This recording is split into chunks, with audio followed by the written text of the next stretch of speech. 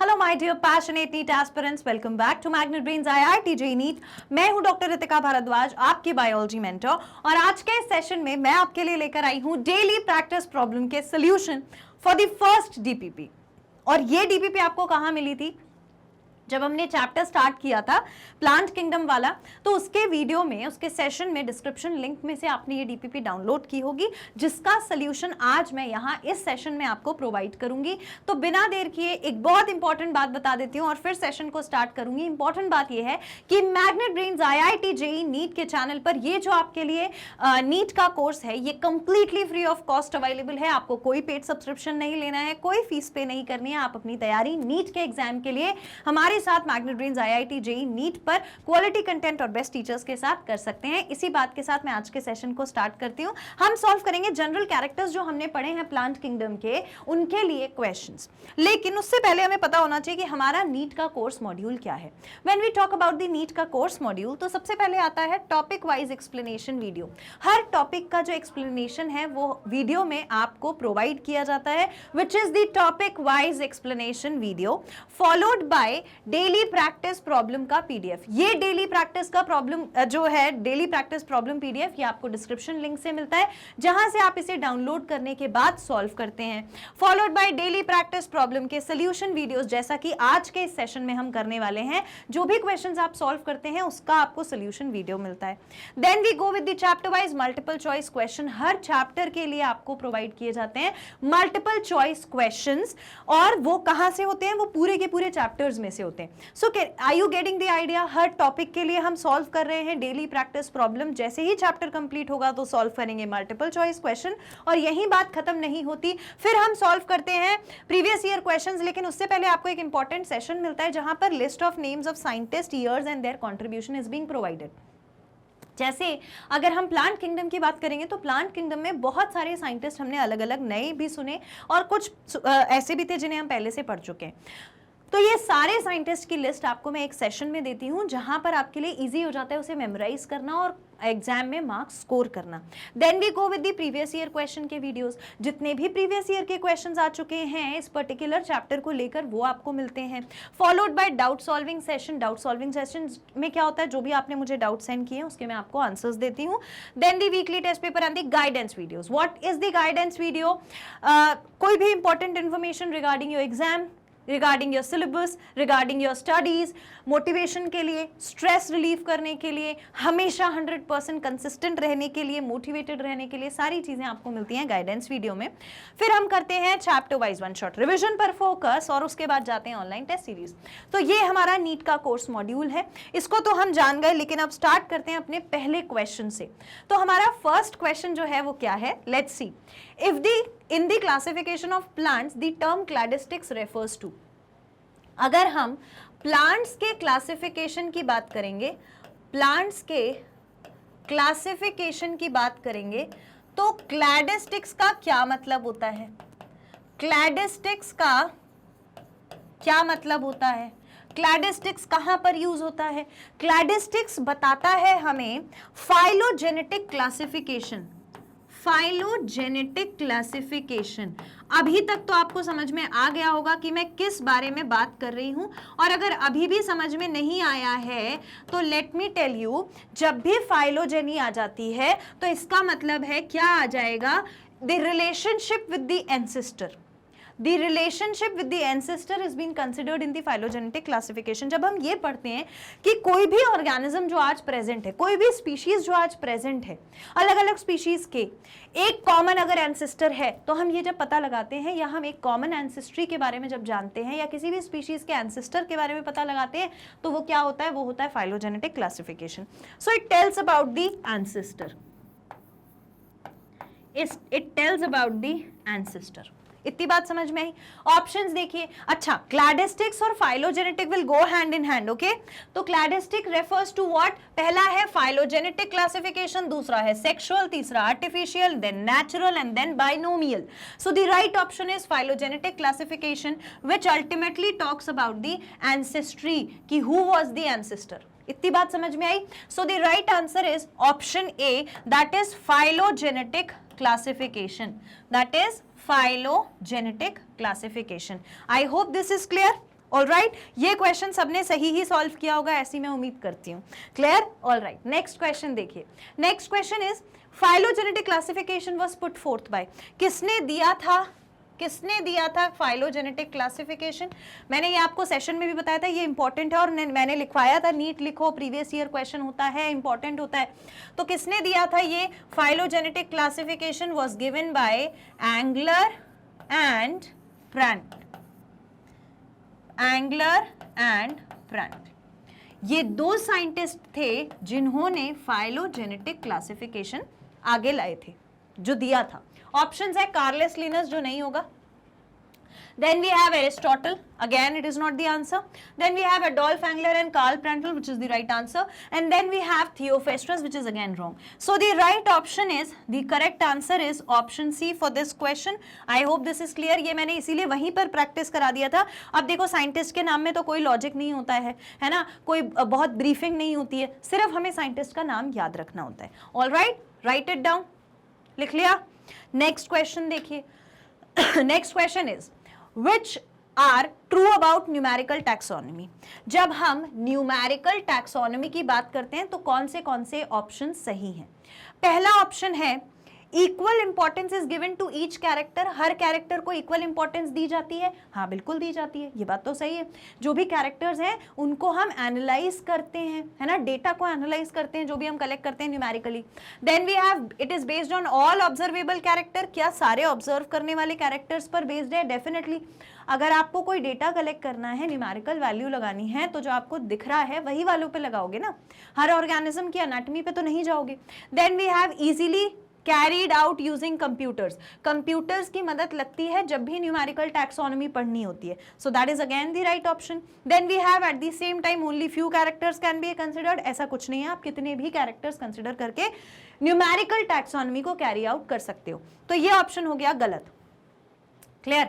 तो हमारे पास ऑप्शन कौन कौन सा सही है? Option A, option B and option C for the numerical taxonomy. Options देखिए, ए बी और डी है, डी नहीं है, ए बी और सी है, बी सी और डी नहीं होगा, ए सी और डी नहीं होगा, तीनों ऑप्शन में डी है। नेक्स्ट है A B C, so A B C is the right answer. Option D is the correct answer for this question. ठीक है, option D is the correct answer for this question. अब यहाँ पे क्या concept लगा है? Concept ये लगा है कि न्यूमेरिकल टैक्सोनॉमी के दौरान हम क्या क्या चीजें देखते हैं। न्यूमेरिकल टैक्सोनॉमी के दौरान हम पहली चीज जो कंसीडर करते हैं वो कैरेक्टर है, और कैरेक्टर में कोई भी बाउंडेशन नहीं है, आप कितने भी कैरेक्टर रख सकते हो। दूसरा है हमारा कि कौन से कैरेक्टर्स होने चाहिए जो आप इजीली ऑब्जर्व कर सको, इजीली ऑब्जर्व कर सको, ऑब्जर्वेबल कैरेक्टर्स होते हैं। ठीक है, इसके बाद जब भी आप न्यूमेरिकली इवैल्यूएट करते हो तो आपको कंप्यूटर्स की मदद लगती है, तो computers is been required, computers are been involve. बस ये तीन बातें हैं न्यूमेरिकल टैक्सोनॉमी की, जिसकी वजह से हमारा आंसर ए, बी और सी हो जाता है। नोट कर लीजिए इसको, right it down.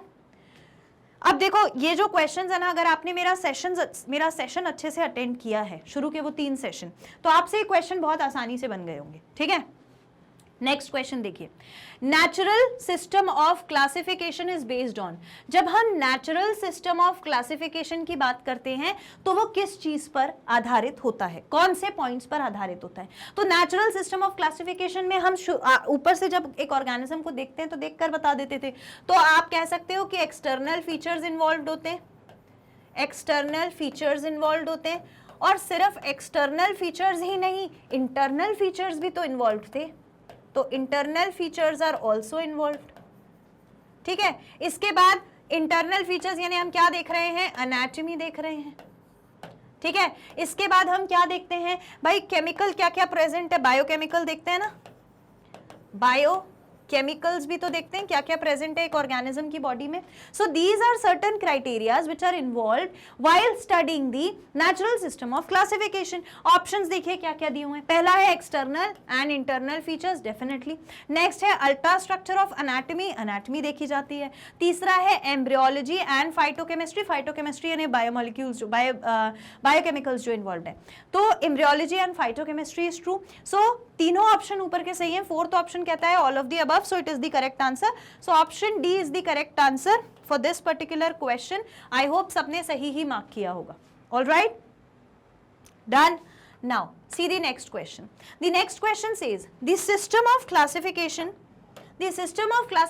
which employs numerical method to evaluate similarities, जिसको numerical method की ज़रूरत है to evaluate similarities and differences between these species is known as. अब एक बात हमेशा मतलब ऐसे नॉट बांध के याद रखनी है, वो क्या है कि जब हम similarities को कंसिडर करते हैं, सिमिलैरिटीज को कंसिडर करते हैं, एज वेल एज जब हम डिफरेंसेस को कंसिडर करते हैं, डिफरेंसेस को कंसिडर करते हैं, किसके बीच में न्यूमेरिकल मेथड लगाना है, किसके बीच में similarities and this between the species, it is done for the species. और इस पर आप क्या लगा रहे हो, न्यूमेरिकल वैल्यू लगा रहे हो, न्यूमेरिकल मेथड लगा रहे हो। अब न्यूमेरिकल मेथड दोबारा से बताने की जरूरत तो नहीं है। न्यूमेरिकल मेथड में क्या होता है, नंबर की मदद से कैरेक्टरिस्टिक्स को पढ़ा जाता है, कितने भी कैरेक्टर्स आप पढ़ सकते हैं। तो जब हमने सिमिलर कैरेक्टर्स देख लिए, जब हमने डिफरेंसेस देख लिए स्पीशीज के मेंबर्स के बीच में और न्यूमेरिकल मेथड लगा के देख लिए, तो ये कंसेप्ट क्या कहलाता है, this system of classification is what, this system of classification is known as, this system of classification is known as phonetics. इसे हम क्या कहते हैं, फेनेटिक्स। ये जो सिमिलैरिटीज और डिसिमिलैरिटीज है ना, ये जहां भी दिख जाए फेनेटिक्स आंख बंद करके टिक कर देना, ठीक है। आंख बंद करके तो नहीं कर पाओगे, मतलब आंख बंद करके सोच लेना, सही आंसर है। ऑप्शन देखिए, पहला बायोसिस्टमैटिक्स होगा, नहीं होगा। दूसरा साइटोटैक्सोनॉमी, नहीं होगा, साइटोटैक्सोनॉमी में सेल की स्टडी देखी जाती है। Phenetics is the right answer and chemotaxonomy भी नहीं होगा। So the right answer is option C, that is phenetics. Clear? I hope सबने सही आंसर मार्क किया होगा। All right. Now see the next question. Tracheophyta includes what? Tracheophyta में कौन कौन आता है? ट्रेकियोफाइटा में कौन कौन आता है? ट्रेकियोफाइटा में ऑप्शंस हमारे पास हैं, bryophyta, pteridophyta, pteridophyta gymnosperm, gymnosperm and angiosperm, as well as pteridophyta, gymnosperm and angiosperm. फटाफट से मुझे आंसर बताइए, क्या लगता है आपको, व्हाट इज ट्रेकियोफाइटा, किस किस को इंक्लूड करता है? Write down your answers. All right, so have you written your answer? सबसे पहले हमें पता होना चाहिए ट्रेकियोफाइटा क्या होता है, ठीक है। तो ट्रेकियोफाइटा कौन से प्लांट्स होते हैं, जिनके पास वैस्कुलर टिश्यू होता है। कौन से प्लांट होते हैं, जिनके पास वैस्कुलर टिश्यू प्रेजेंट हो, उन्हें हम ट्रेकियोफाइटा कहते हैं, ठीक है। तो वैस्कुलर टिश्यू कहाँ कहाँ प्रेजेंट होता है? Vascular tissue is found in pteridophyta, pteridophyta, angiosperms and the gymnosperms. इन तीनों के पास प्रेजेंट होते हैं वैस्कुलर टिश्यू। अब मुझे आई होप ये बताने की जरूरत नहीं है कि वैस्कुलर टिश्यू क्या है, फिर भी मैं एक बार बता देती हूँ। वैस्कुलर टिश्यू का मतलब है presence of xylem and phloem. इतनी बात समझ में आ गई, ठीक है। ऑप्शंस देखिए, ब्रायोफाइटा और टेरिडोफाइटा नहीं होगा। Then we have pteridophyta and gymnosperm, which is again a wrong answer. Then we have gymnosperms and angiosperms, that is again wrong. Then we have pteridophyta, gymnosperm, angiosperm, pteridophyta, angiosperm, gymnosperm. तो right answer is option D. I hope the answer is clear to all the students. Clear? Write this down. Tracheophyta वो organisms होते हैं जिनके पास vascular tissue present होता है। Vascular tissue कौन होता है? Xylem and phloem. Phloem food को कैरी कराता है पूरे प्लांट में, और जाइलम वाटर और मिनरल को कैरी कराता है पूरे प्लांट में। Done? Write it down. All right, next is which is और are included in the phanerogams. Sorry, phanerogams में हम किसको इंक्लूड करते हैं? जो सीड्स हों जिसमें, ठीक है।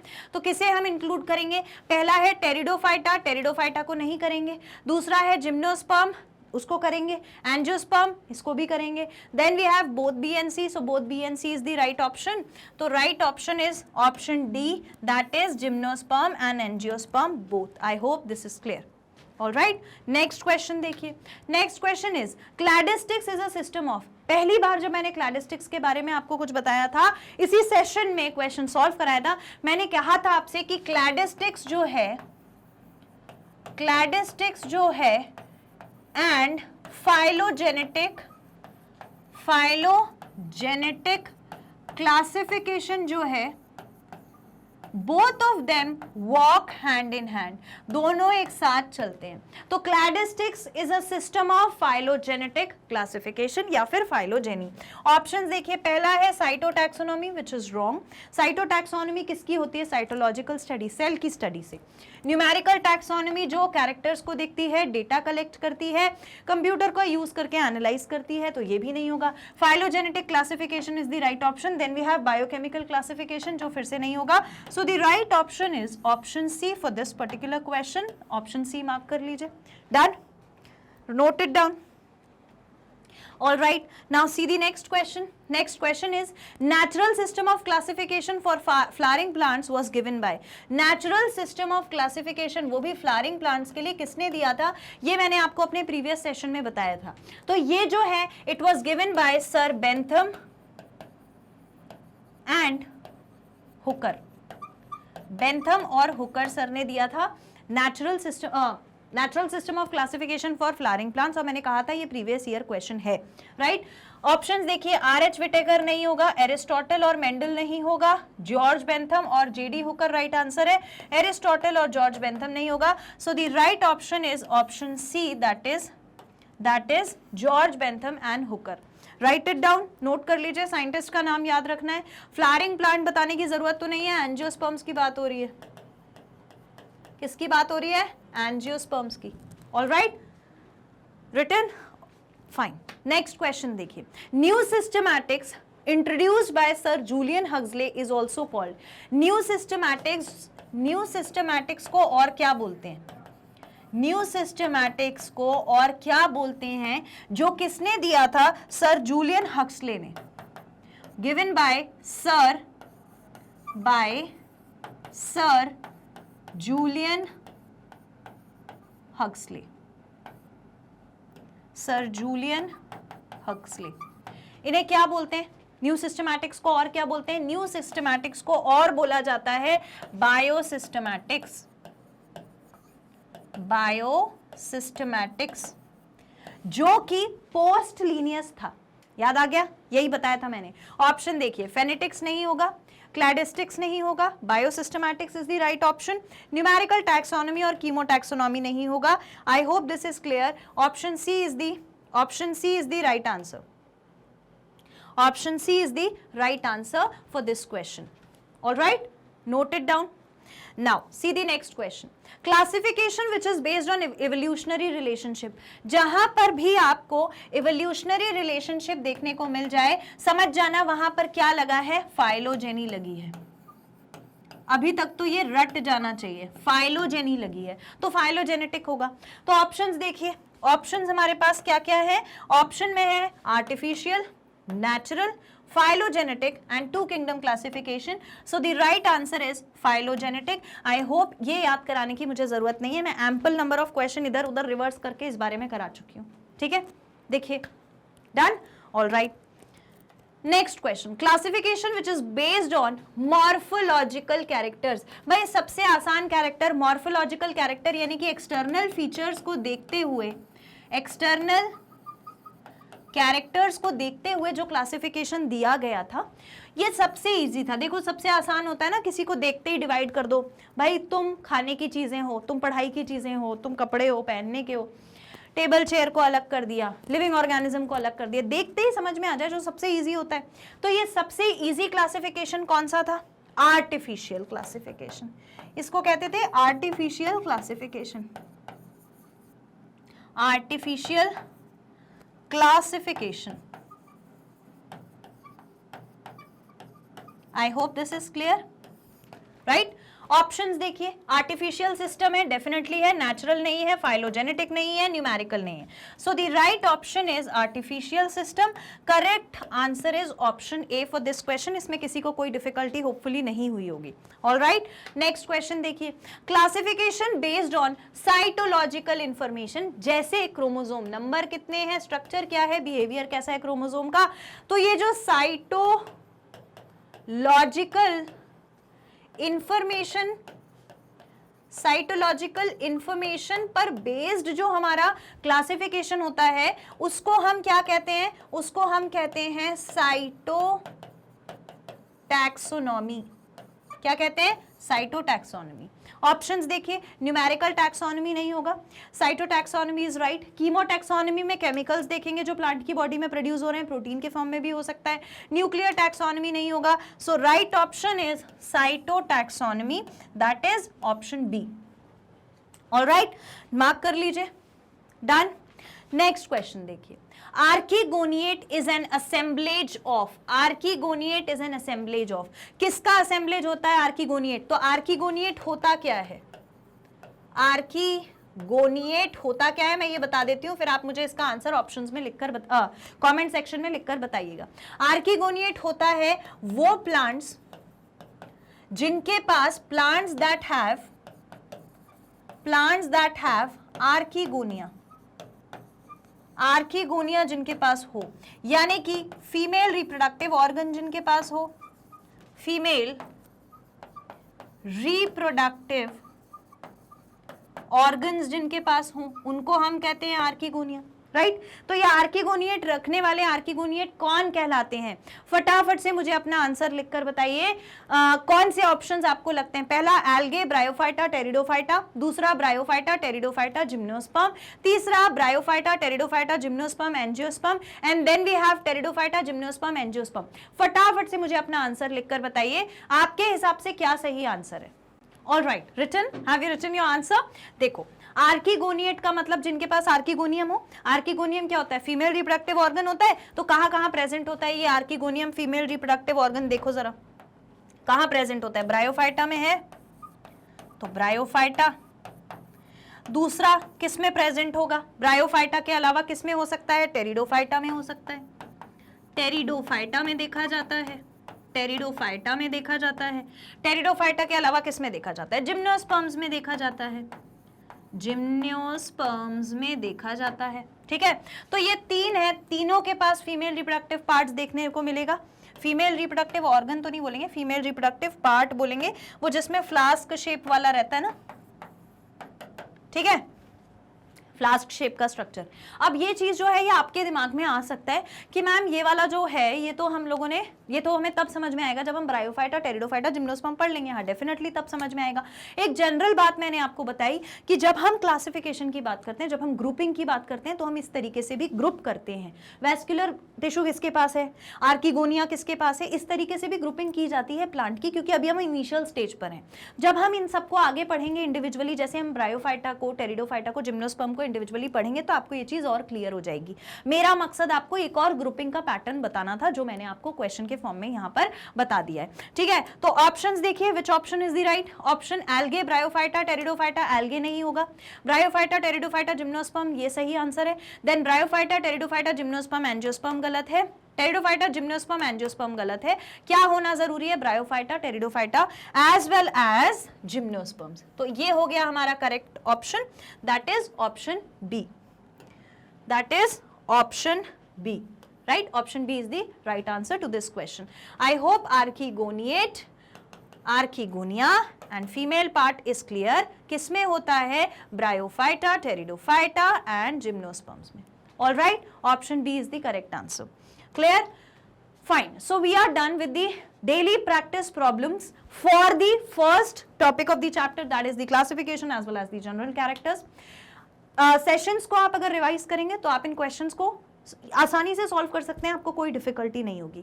सेशंस को आप कहां पर रिवाइज कर सकते हैं? हमारे ऑफिशियल पेज पर जाइए, आपको टाइप करना है www.magnetbrains.com।